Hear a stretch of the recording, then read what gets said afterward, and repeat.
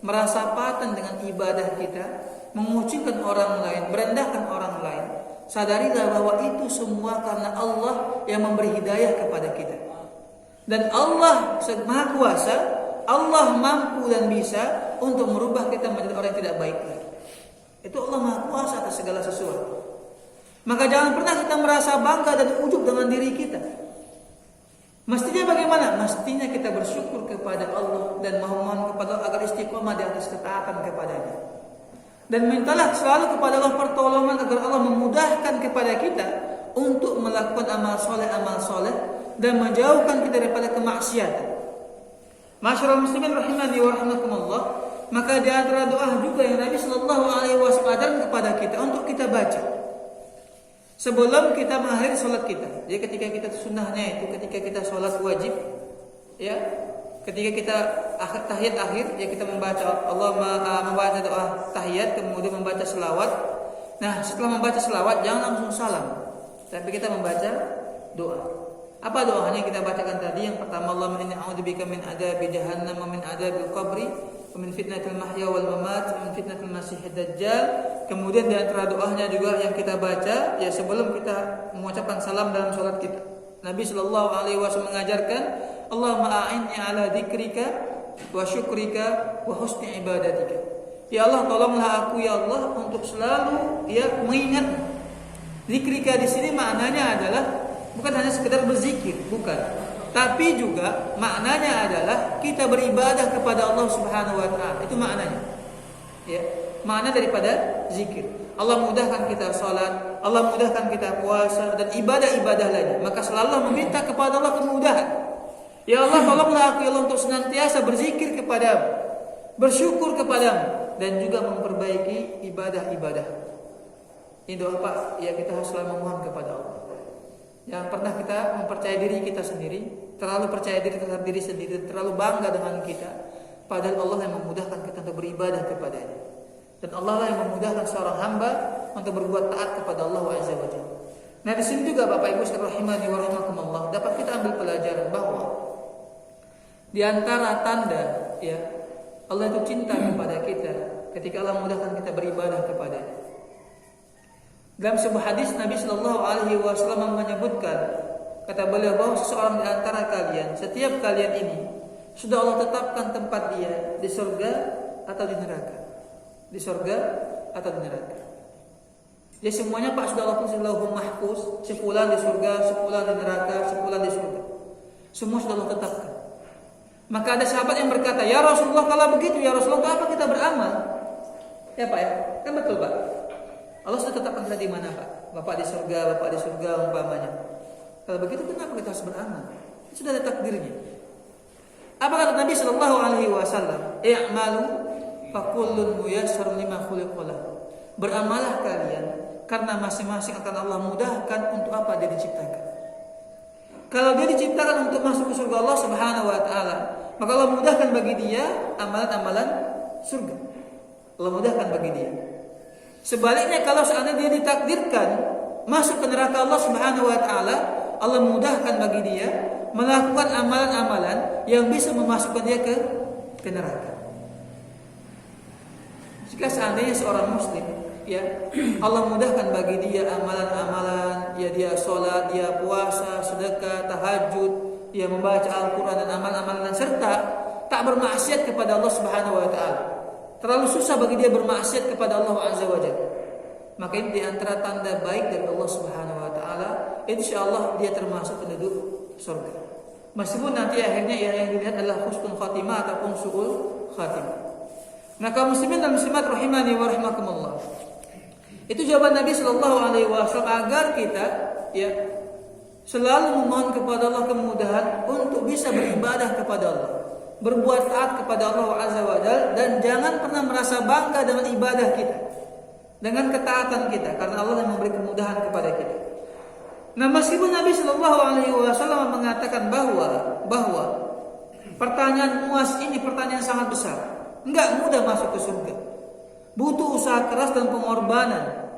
Tapi Nabi Shallallahu Alaihi Wasallam tetap menjelaskan amalan-amalan yang bisa memasukkan seorang muslim ke dalam surganya.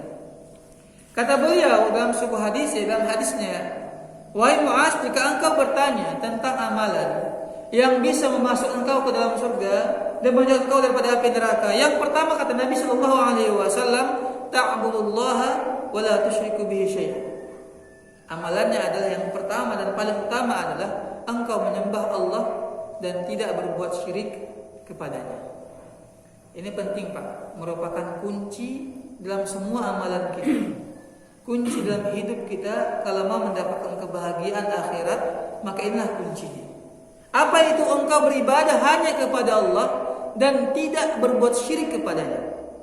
Nabi Shallallahu Alaihi Wasallam ketika menjelaskan kepada kita tentang ibadah, tentang sholat, tentang puasa, beribadah kepada Allah Subhanahu Wa Taala, Nabi selalu mengkaitkan bukan hanya sekedar beribadah, tapi juga harus perhatikan jangan berbuat syirik kepada Allah. Kenapa Pak? Karena banyak di antara kaum muslimin tak memahami konsep tauhid. Mereka taunya ya udah kita sholat kita. Tapi mereka tetap datang ke kuburan meminta, tetap mereka menggunakan jimat sebagai perlindungan, tetap mereka ke dukun minta pertolongan, tetap mereka memberikan sesajenan, percaya kepada perdukunan, percaya kepada kesyirikan, percaya bahwa ada makhluk seperti jin, Nyi Roro Kidul ataupun Kiai Slamet sebagai kerbau, ya, hewan yang memiliki kesaktian, kehebatan yang bisa memberikan bahaya kepada kita. Masih banyak begituan Pak. Dia sholat, iya dia sholat, tapi tetap berbuat syirik kepada Allah Subhanahu Wa Taala. Padahal Allah perintahkan kepada kita dalam banyak ayatnya, wa'budullaha wa la tusyriku bihi syai'an. Sembahlah Allah semata dan jangan berbuat syirik kepadanya. Wa qada rabbuka alla ta'budu illa iyyah. Allah perintahkan kepada kalian agar menyembah hanya kepada Allah Subhanahu Wa Taala. Itu perintah Allah Subhanahu Wa Taala kepada kita. Nah, tanpa disadari sebagian kaum muslimin mereka sholat, iya mereka sholat, tapi tetap berbuat syirik kepada Allah Subhanahu Wa Taala. Ini banyak Pak kalau kita kaji dan pernah kita kaji tentang perbuatan syirik yang banyak terjadi di kalangan masyarakat kaum muslimin. Datang umpama ke kuburan, ya, ke kuburan Kiai Fulan, ke kuburan Syekh Fulan. Ini orang sakti kata dia. Ini dia sebagai wali Allah. Oke, dia wali Allah. Tapi apakah kita harus menyembahnya? Harus berdoa, meminta kepadanya. Kalau ziarah kubur kemudian mendoakan dia, ini sunnah memang, ya. Tapi bukan hanya kuburan ini saja, semua kuburan kaum muslimin. Ketika kita memasuki kuburan, kita diajak untuk berdoa kepada Allah. Apa doa kita? Assalamualaikum ahlal kubur minal mu'minina wal mu'minat wa inna insyaallah bikum lahiqun nas'alullah lana wa lakumul afiyah. Berdoa untuk kita, untuk mereka. Bukan malah kita yang berdoa kepada mereka. Ini termasuk perbuatan syirik. Orang yang berdoa meminta kepada selain Allah, maka termasuk perbuatan syirik.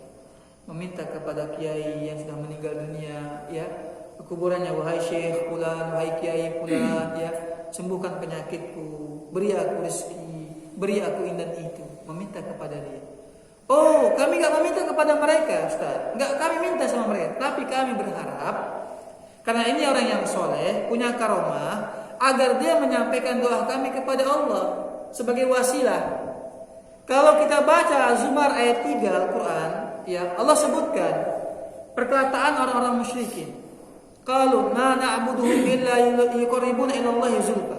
Kami tak menyembah mereka. Orang-orang Quraisy itu mengatakan kepada Nabi Muhammad sallallahu alaihi wasallam, wahai Muhammad, kami tak menyembah berhala-berhala ini. Enggak kami sembah mereka. Tidak wahai Muhammad. Tapi tujuan kami agar berhala-berhala tersebut mendekatkan diri kami kepada Allah Subhanahu Wa Taala sebagai wasilah. Sebagai wasilah. Allah menyatakan mereka orang yang kafir. Mereka orang yang musyrik. Tidak beriman kepada Allah Subhanahu Wa Taala. Karena Allah Azza wa Jalla mengharamkan kepada kita pengharaman yang sangat keras, menduakan Allah Azza wa Jalla. Menduakan dalam arti kata apa? Beribadah kepada Allah, juga kita melakukan ibadah kepada selain Allah. Ini dosa besar dan sangat besar di sisi Allah Subhanahu Wa Taala. Karena ibadah itu hanya kita persembahkan kepada Allah Subhanahu Wa Taala. Maka di antara doa kita, inna sholati wa nusuki wa mahyaya wa mamati lillahi rabbil alamin. Semuanya salatku, hidupku, ya, hidup matiku, ibadahku, semuanya hanya untuk Allah Subhanahu wa ta'ala. Itu perkataan kita. Konsekuensinya adalah tak boleh kita beribadah kepada selain Allah.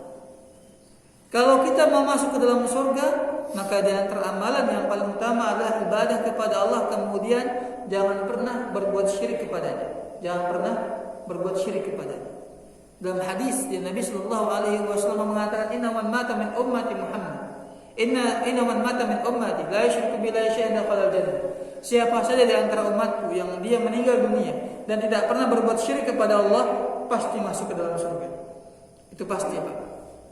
Tapi kalau banyak pun ibadah dia, banyak pun sholat dia, banyak pun sedekah dia, kalau dia tetap berbuat syirik kepada Allah, datang dia ke dukun minta pertolongan, carikan kepadaku siapa yang mencuri keretaku, siapa yang mengirim penyakit kepadaku, ya.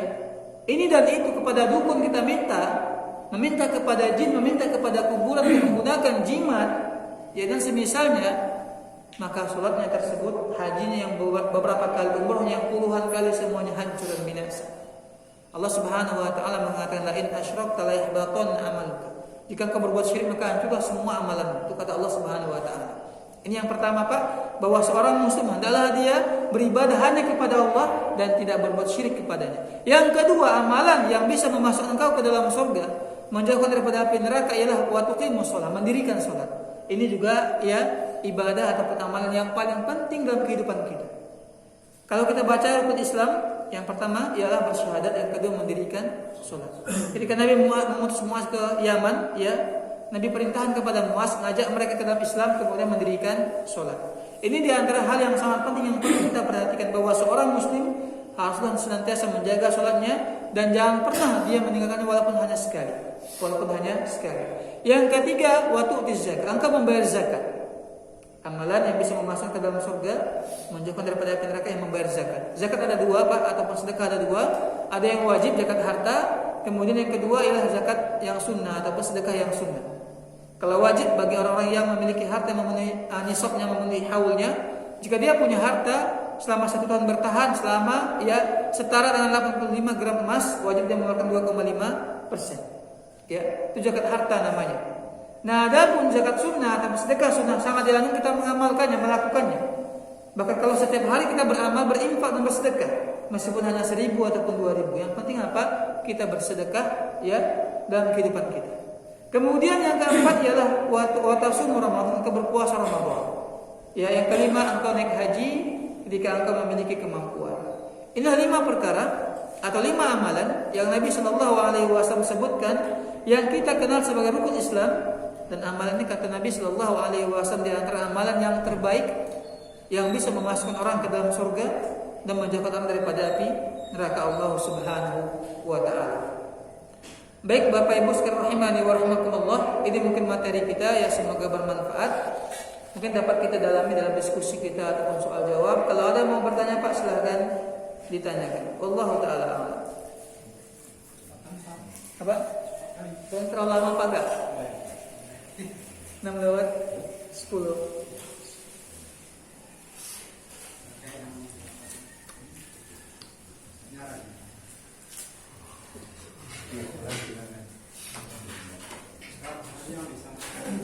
Ya Pak. 3 yang ada mahabbah, cinta, harap dan hawa. Tapi dalam hal ini saya melihat ada yang kontraproduktif. Apa itu Pak? Sebagian utama Imam Ahmad. Imam Ahmad kalau saya sebagian orang bilang kalau berdoa itu jangan terlalu mendikti kali lah. Mendikti ya Pak. Doa itu jangan didikti. Iya. Sementara Imam Ahmad kalau nggak salah bicara berdoa walaupun hanya pasang sendal. Iya. Ini kan detail kali. Detail. Iya. Tapi kalau kita sekarang jangan didikti kali lah. Jadi nggak usah sepunya uang saja. Jadi kan ini kan agak kontraproduktif. Iya. Yang kedua, masalah ini Ustaz, idiom-idiom dan kias-kias dalam agama. Iya. Kan kadang ini agak susah ditafsirkan bagi orang-orang awam. Makanya kita heran kalau ada yang semekah itu sampai 3 gunting kiswahnya itu. Saya melihat yang sanksinya itu macam kayak Pak Amanah misalnya. Istilah-istilah ini Ustaz dalam agama. Anak Tuhan. Iya. Kasih Allah. Terus baiklah rumah Terus ada lagi, barang siapa membangun sebuah masjid, nanti di sana di surga akan membangunkan rumah. Itu sahih. Iya. Kuat. Jadi bagi orang sanksinya begitu. Tuhan punya anak. Allah punya lokasi dalam Islam. Nasrani Tuhan punya. Berarti Allah itu perempuan loh punya lokasi. Baik Allah berarti Allah punya rumah. Jadi kalau dibangunkan rumah, berarti di surga itu menjadi apa? Jadi gelandangan kalau harus juga kalau nggak bangun masjid, nggak dibangunkan rumah. Jadi di surga susah kali gitu. Itulah. Jadi bagi orang-orang awam itu kan menafsirkan kok dibikin kias-kias itu kalau menulis tidak saya nggak usah. Saya udah bisa mengerti maksudnya itu apa maksudnya kita itu bisa kita kias-kias itu bahasa. Yang kedua kan ini sejak kehadiran pesantren sebagai kami menyebutnya kaum muhajir dalam Islam kaum muhajir kami orang Ansor itu kami bertolong dari sekian tahun karena memang sudah doktrinisasi atau memang karakternya sehingga kalau warga-warga kami yang memasuki komunitas itu kesannya jadi eksklusif itu memang dua di karena kita kan tahu begitu kehadiran itu musrik termasuk musik besar itu sudah mengisi di permintaan kami kan musik muasasah, musik jamaah bahkan saya itu pernah mengisi tempat kami kalau lihat yang kroco-kroconya ini kok dalam bermuamalah dengan warga itu agak ini sering orang warga itu sampaikan kepada saya kok agak apa padahal sekarang ini zaman sekarang ini sekali bukan masa ideologi lagi di lingkungan itu udah masa ideologi tapi bermuamalahnya seperti ideologinya apa nggak ada masalah jadi yang pertanyaan sudah dibuat itu hanya atau hanya sekedar memang karakter pribadinya itu aja Ustaz. Baik. Tanya sih Pak. Baik Pak. 3 saya lupa Pak. Apa yang pertama? 3, 4, 2, 3 ya Pak ya? Iya. Doa jangan didikte. Oh, didikte sama tadi namanya kias tadi Pak ya? Ya, sama yang tadi ketiga tadi ya. Baik. Yang pertama tadi kemana doa jangan didikte. Bapak Ibu sekalian rahimani wa rahimakumullah. Ada hadis Nabi sallallahu alaihi wasallam yang menyebutkan ya kalau kita meminta kepada jangan didikte dalam arti didikte ini Pak. Pernah contohnya dalam hadis, ya Allah aku memohon kepadamu surga ya yang ada di dalamnya istana, yang ada umpamanya kolam renangnya ya ini nggak boleh Pak, namanya takaluf. Ini nggak dibolehkan. Tapi yang kata tadi sebutkan, mintalah kepada segala sesuatu sampai sendal pun diminta. Boleh Pak, itu nggak masalah. Itu bukan termasuk dikte. Yang maksud dikte adalah begini Pak. Ya Allah minta sandal Eiger ya Allah warna hitam, dia harga sekian itu nggak boleh Pak. Itu nggak boleh. Kalau minta sama Allah ya minta, minta sandal Adidas nggak masalah. Ya Allah minta sandal Adidas ya Allah nggak masalah. Tapi kalau sampai mendetail barangnya, ya Allah kepadamu sandal Adidas, ya Allah nomornya 42, warnanya biru, ya ada listnya itu nggak boleh Pak. Itu nggak boleh. Nah, gitu. Jadi kalau kita meminta kepada Allah, mintalah ya segala sesuatu bahkan garam pun diminta oleh para ulama meminta kepada Allah. Tapi meminta secara detail itu nggak boleh. Itu yang Nabi Shallallahu Alaihi Wasallam larang. Yang kita beri contoh tadi Pak, minta garam kalau bisa yang halus ya, mereknya ini belinya di sini itu nggak boleh. Itu Pak masuk daripada mendikte. Itu masuk dikte. Jadi ada dalam hadis itu disebutkan hadis atau apa? Ada seorang pemuda meminta kepada Allah surga, berdoa dia Pak dengar oleh Nabi. Ya, meminta dia surga yang ada istana di dalamnya, yang ada bidadari sekian banyak, yang sekian di detailnya semuanya. Maka Nabi melarang. Ya, Nabi melarang. Karena minta kalau terlalu berlebihan dalam meminta berdoa. Ya minta surga. Maka Nabi mengatakan idza sa'altum fas'alul firdaus. Kalau kalian meminta maka mintalah surga firdaus. Silakan meminta surga firdaus ya. Tapi kalau mendetail sampai umpamanya dekat dengan sungai, nanti kok bisa bertetangga sama wa ini, nah, itu yang nggak bisa Pak, gitu kan? Minta secara mendetail ini nggak dibolehkan oleh Nabi Shallallahu Alaihi Wasallam. Tapi meminta hal-hal yang kecil pun sangat disunahkan kepada kita. Meminta garam, meminta pertolongan, meminta pakaian maka silahkan. Nah kemudian yang kedua tadi Pak disebutkan tentang kiasan-kiasan bahwa Nabi Shallallahu Alaihi Wasallam banyak umpamanya dalam sebuah hadis man bana baitan banallahu ya Man bana masjidan banallahu baitan fil jannah. Siapa yang dia membangun rumah, membangun surga, maka Allah bangunkan bagi dia rumah di surga. Ataupun dengan istilah Khalilullah, kekasih Allah, Baitullah, ya rumah Allah Subhanahu wa taala. Tapi ibnullah enggak ada, Pak ya. Anak Allah tidak ada. Ibnullah atau anak Tuhan itu hanya berlaku pada agama ya Nasrani. Ada anak Tuhan, Tuhan Bapa, Tuhan Anak, kemudian Ruh Kudus bagi agama Nasrani. Tapi dalam Islam enggak ada istilah anak Allah, yang enggak ada. Nah, bagaimana dengan umpamanya karena Allah tidak beranak, kayak qul huwallahu ahad, Allahus samad, lam yalid wa lam yulad. Allah tidak beranak dan tidak pernah diperanakkan. Itu keyakinan kita. Adapun Khalilullah, termasuk Khalilullah kekasih Allah adalah Nabi Muhammad dan juga Ibrahim alaihissalam. Apa makna Khalilullah? Apa makna kekasih? Ini Pak diantara masalah kita tentang bahasa Arab. Tentang bahasa Arab. Kekasih dalam bahasa kita artinya apa? Pasangan hidup kan gitu Pak ya. Istri kekasihku. Ya.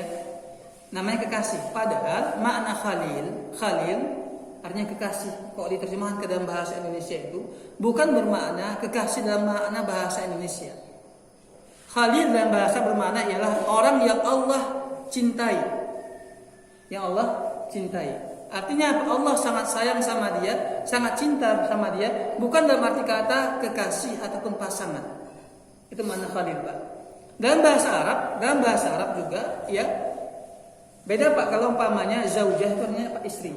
Zaujah itu namanya istri. Dalam bahasa Arab kalau saya disampaikan ya kalau kita baca Al-Qur'an tentang sebab turunnya ayat yang perkataan Uqbah bin Abi Mu'aid itu ada ya Allah sebabkan turun ayat tentang dia. Dia merupakan Khalil, Umayyah bin Khalaf. Khalil itu artinya adalah kekasih, artinya teman dekat. Teman dekat. Nama makna daripada Khalil. Jadi bahasa Arab itu bermakna banyak sekali perkataan Khalil. Nah, artinya kekasih tapi bukan bermakna kekasih dalam arti kata istri, bukan Pak. Tapi maknanya yang pertama orang yang dekat. Tapi kalau dikatakan Khalilullah artinya apa? Allah sangat mencintai dia, menyayangi dia, ya itu makna daripada Khalilullah, bukan pasangan. Bukan pasangan. Kemudian Baitullah rumah Allah Subhanahu wa taala ini diantara bentuk penghormatan kepada makhluk. Ka'bah kan makhluk, Pak. Tapi kenapa dikatakan Baitullah? Ini masih juga merupakan Baitullah. Kenapa? Di antara bentuk penghormatan kepada ya makhluk tersebut. Dikatakan Baitullah agar kita sadar bahwa rumah Allah ini bukan rumah biasa. Bukan rumah biasa. Harus ada penghormatan kita dan memuliakan rumah ini. Di antaranya apa? Kalau kita masuk masjid atau mushola, jangan langsung duduk. Nah, di antara perbedaan rumah Allah dan rumah kita adalah kalau kita masuk silahkan rumah kita silahkan, mau tidur langsung kita, mau duduk silahkan. Tapi kalau masuk ke rumah Allah Subhanahu wa taala, jangan kita duduk kecuali sudah sholat 2 rakaat, sholat tahiyatul masjid. Begitu, Pak. Makna daripada Baitullah. Bisa paham, Pak ya? Bisa, Pak. Baitullah apalagi pamannya kata Nabi apa dibangun rumah di surga. Jadi apakah orang yang enggak ada rumah gelandangan? Enggak. Ini diantara bentuk motivasi dan motivasi dari Nabi Shallallahu Alaihi Wasallam agar kita mengerjakan amalan tersebut. Pasti orang semuanya kata Nabi dalam sebuah hadis, orang yang masuk ke dalam surga akan diberikan istana kepada dia, diberikan istana. Gak ada yang camping pada mereka tuh pakai tenda dia karena dia pegandangan atau tinggal di kolong jembatan surga. Gak ada Pak di situ itu. Gak mungkin dia tinggal seperti itu. Pasti setiap orang yang masuk ke dalam surga akan memiliki istana, akan memiliki bidadari yang Allah berikan kepada dia. Tapi derajat manusia di surga itu berbeda-beda, Pak. Berbeda-beda. Ya. Tergantung dengan amalan kita dan ketaatan kita kepada Allah Subhanahu wa taala. Itu surga Allah Subhanahu wa taala. Nah, yang ketiga ya tentang masalah muamalah. Pertama memang Pak, kalau saya perhatikan faktor usia juga, Pak. Dan ini banyak terjadi bukan hanya di sini, dan juga banyak lembaga-lembaga dan faktor usia. Biasanya kalau anak muda Bapak bisa lihat, Bapak coba lihat anak Bapak yang masih remaja, Pak. Bapak lihat sama dia, gimana pergaulan dia kepada orang tua. Pernah nggak dia, Pak, ke rumah tetangga cerita, gitu Pak? Atau ke rumah orang lain sama keluarga tetangga yang lain, keluarga yang lain? Faktor usia saya melihat sebenarnya. Sehingga apa? Ini dilihat oleh mungkin sebagian masyarakat kita karena ini masalah Pak, kalau dia pendatang itu seakan-akan sesuatu yang yang aneh begitu. Padahal sebenarnya bukan mereka saja yang pendatang yang melakukan.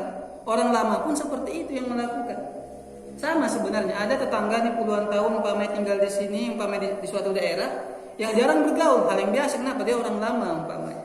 Tapi ketika orang baru yang melakukannya, ya apalagi dilihat sepertinya berbeda, semua nggak berbeda sebenarnya Pak, nggak berbeda sebenarnya, sehingga terasa lebih asing dan aneh begitu Pak. Dan saya perhatikan juga bukan hanya di sini saja, hampir di semua pesantren,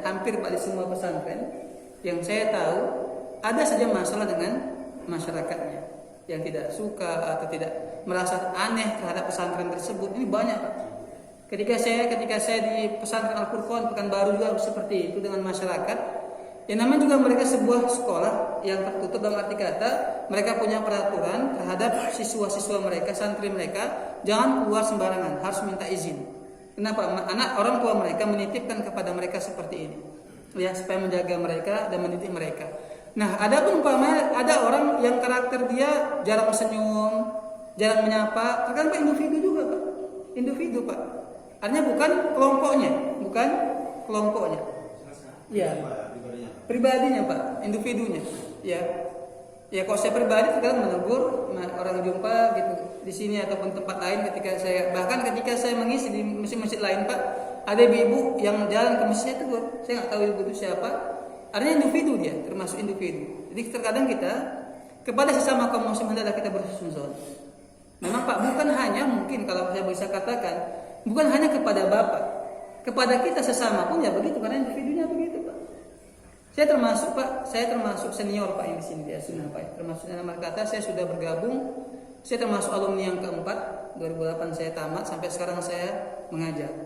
Dan saya punya murid-murid Pak yang sudah tamat melalui saya. Iya, dari S2 benar. Nah, begitu juga Pak, ada murid saya yang saya belajar, ketika jumpa saya nggak negur saya Pak. Memang karakternya seperti saya maklumi, saya tahu dia seperti karakternya begitu. Apakah kita marah gitu, berhenti kita, memang kamu ini tak tahu diri, memang nggak usah, ya. Itu memang karakter dia.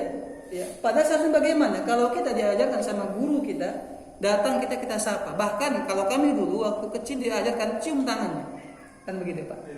Dan memang sampai sekarang saya amalkan Pak. Kalau jumpa saya masih ada guru saya di Belawan sana, saya tegur dia, saya cium tangan dia. Kabar gimana Pak begitu? Karena orang tua itu mengajarkan kepada kita sama guru harus hormat.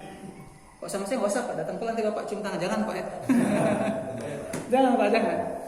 Kita nggak diajar, artinya dari segi usia juga berbeda Pak ya. Tapi kalau dia lebih tua dari kita, saya datang dan saya cium tangannya, begitu. Sebenarnya karakter. Kalau memang kayak hampir semua gitu, mungkin semua kayak gitu karakternya. Gitu Pak. Ya itu tadi Pak saya katakan tadi, karakter orangnya. Dan bahkan saya sendiri sebagai dulu gurunya, ada saya dapati ya dulu alumni kita ya jumpa sama saya biasa gitu kan. Artinya kadang nggak menegur pas berpasangan, mungkin lagi punya masalah mungkin, atau lagi sakit gigi gitu, atau nggak melihat atau bagaimana, kita bersunzon saja Pak. Saya bagi mahasiswanya wajar lah. Ya. Karena yang sudah menjadi warga sini pun adaptasinya agak kaku gitu kan. Ya. Jadi kan karena sama kita ketahui bahwa sekarang di lingkungan ini udah nggak memasukkan geologi lagi sekarang. Ya. Di mana kita tahu. Bahkan Kim Jong Un itu akan bisa juga mengungkap juga permasalahan sosialis komunis. Ya. Sekarang itu Taliban bukan juga kan. Guru-guru wanita boleh belajar, kalau kan dijauhi sama masyarakat. Ya. Jadi saya di situ kan sampai dari 2006 di komunikasi itu kan sampai 2018 saya udah. Maka dari mulai pertama kan saya mahasiswa kan. Jadi bahkan dulu juga ingat kalau Syekh besar Syekh Usman itu pernah kami undang di pernikahan kami, dia itu beradaptasi sama kami. Dan kami suruh itu kan, biasanya masuk ceramah, yuk kita berdoa. Yuk, itu kami kan biasanya udah maklum kan, itu nggak melakukan kerja. Ya diajarkan kami berdoa, terus minggu besoknya kami undang lagi, ya, berdoa sama dia kan, sampai juru bicara itu dia pasti ikut. Jadi artinya dia beradaptasi dengan lingkungannya. Gitu. Begini Pak, iya Pak, saya paham Pak. Jadi begini Pak, ada memang ya mungkin sebenarnya begini Pak, kalau saya bisa menjelaskan tentang masalah perwiritan Pak, saya bisa menjelaskan, mohon izin saya menjelaskan Pak. Perwiritan itu Pak sebenarnya tidak ada masalah. Bapak kita kumpul pada hari malam Kamis, malam Jumat, kumpul kita di situ kita makan-makan silaturahmi, nggak ada masalah.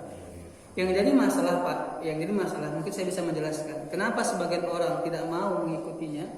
Yang jadi masalah adalah yaitu ketika kita melakukan suatu amalan-amalan tertentu. Ada bacaan-bacaan tertentu khusus yang dibaca pada malam itu jadi masalah. Ya, kemudian kalaulah seandainya kegiatan tersebut umpamanya dirubah dengan kajian-kajian. Ayo hari ini kita mengaji di rumah sepulan, habis itu makan-makan, ya silakan, bagus. Pahala di sisi Allah Subhanahu wa taala begitu. Nah, sama juga seperti umpamanya Pak, mohon maaf. Seperti ya acara-acara tahlilan sebenarnya Pak. Yang jadi masalah bukan kumpulnya. Bukan Pak, bukan kasih makannya, bukan itu juga karena memang dia mau sedekah, silahkan. Ya, karena juga boleh bersedekah atas nama mayit. Yang jadi masalah adalah ketika menjadikan hari-hari tertentu, hari pertama, kedua, ketiga, ke-7, 40, ini yang jadi masalah. Kenapa? Karena ternyata ini kebudayaan daripada Hindu, kan begitu. Ini jadi masalah. Mungkin sebagian orang nggak melakukan seperti itu karena alasan ataupun dalilnya seperti itu. Dan juga ada bacaan-bacaan tertentu, ya seperti seperti bacaan wirid tadi itu jadi masalah. Kalau seandainya takziahnya saja, dianjurkan kita bertakziah. Terus berbelasungkawa Pak ya, atau berduka cita, mengucapkan doa, kemudian menghibur keluarga yang meninggal dunia. Itu Pak mungkin seperti itu. Jadi mungkin sebagian orang, nah seperti yang Bapak sebutkan tadi, membaca doa habis habis pengajian itu nggak masalah sebenarnya Pak. Kita pun juga gitu, kalau kita mau berdoa habis pengajian nggak masalah sebenarnya Pak, karena bukan sesuatu yang dilarang. Nah tapi kalau dikatakan berdoa berjamaah habis berfardu, ini termasuk diantara yang di pembahasan yang kenapa sebagian orang yang tak mau berdoa karena dengan alasan Nabi nggak pernah melakukannya, begitu Pak. Adapun berdoa habis kajian itu ada masalah. Makanya Syekh Utsman kemarin kenapa dia berdoa? Ya karena nggak ada masalah, gitu Pak. Nggak ada larangannya, atau bukan ada larang, bukan sesuatu yang tidak dibolehkan. Begitu ketika berdoa habis pengajian, begitu Pak. Nah, kenapa kita nggak di sini? Karena sudah terbiasa nggak ada, mungkin Pak, makanya nggak ada. Wallahu taala. Saya pribadi Pak terkadang di pengajian tertentu, ya habis pengajian saya berdoa. Mereka minta berdoa, saya berdoa. Gitu. Wallahu a'lam. Ya Pak. Bisa paham Pak ya? Individu aja tuh Pak. Kalau ada warga yang bertanya sama saya, kan saya hampir 10 tahun saya beraktivitas kan. Saya bilang ya mungkin karakter orangnya. Iya, karakter. Mungkin nggak dengar. Nanti kalau karakter orang itu kan nggak merugikan bagi dia sendiri. Iya, merugi lah pasti Pak. Pasti merugi. Artinya begini Pak, kadang kita nggak bisa memaksakan orang sesuai dengan kehendak kita. Iya. Nggak bisa kita paksakan. Kalau memang karakter dia seperti itu, kita nggak bisa memaksa kamu harus seperti ini, kan begitu. Selagi dia tidak membuat onar, membuat kerusakan, ya sudah silakan. Kecuali Pak datang dia Pak ke rumah kita, diambilnya Pak parang, dihancurkannya bunga-bunga kita, ini baru kita selesaikan dia gitu. Selagi dia tak mengganggu kita, ya mungkin muka dia masam saja, ya sudah itu antara dia lah, gitu Pak. Dan kita jangan buat Pak.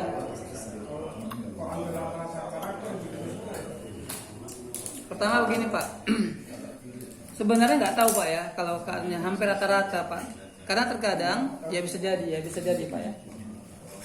Karena faktor usia saya lihat Pak, kebanyakan faktor usia.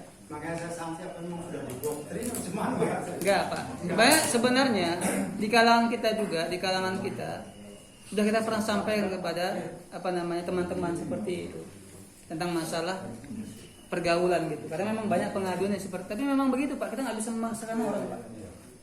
Kami di grup apa itu Pak, WhatsApp itu kan, di grupnya yayasan semuanya, kita sampaikan pengaduan-pengaduan seperti itu pada masyarakat. Bukan ini aja. Tapi tadi Pak, kita sekali lagi nggak bisa memaksakan orang. Yang penting tadi saya sampaikan kepada mereka ada pengaduan bahwa banyak kali di antara kita ini, umpamanya kami bilang, yang mukanya itu kayak karet bekaku gitu, nggak mau tersenyum, nggak mau nyapa gitu kan. Jadi kata, ya udah sampai begitu Pak. Cuma tadi Pak saya katakan tadi yang dari tadi ya, nggak bisa kita paksakan orang, nggak bisa kita paksakan. Ini saya sedang buat proyek, Ya Pak. Proyek. Nah, beberapa majelis-majelis yang ada, baik itu majelis pendidikan, majelis taklim, takjiah, itu kan hanya sarana berkumpulan orang. Isinya itu yang sedang saya rombak isinya, macam. Jadi dulu kan kesannya harus baca ini baca. Ternyata orang beranggapan kalau nggak itu nggak mudah. Wirid itu adalah sarana ibaratnya, tergantung kita mau isi kita. Ya selama ini kan kami isi, ya Ustaz juga sering isi kan. Kemudian mungkin dibangun tadi ya dari 18 dusun dari majelis yang ada, ya mungkin kami selama beberapa tahun sudah mulai seperti itu. Isinya yang kami rombak, tapi masih tetap namanya sama. Nggak masalah sebenarnya majelis Pak STM itu nggak ada masalah sebenarnya. Gitu Pak. Bahkan sesuatu yang bagus karena dia berkumpulan, gitu. Menyambung tali silaturahim di antara keluarga gitu ya Pak. Ya, mari saya Ustaz. Iya. Betul nih Pak. Sudah, ada yang pertanyaan lagi Pak? Selesai. Baik Pak, makasih banyak. Wassalamualaikum warahmatullahi wabarakatuh. Subhanakallahumma wa bihamdik asyhadu an la ilaha illa anta astaghfiruka wa atubu ilaik. Wassalamualaikum warahmatullahi wabarakatuh.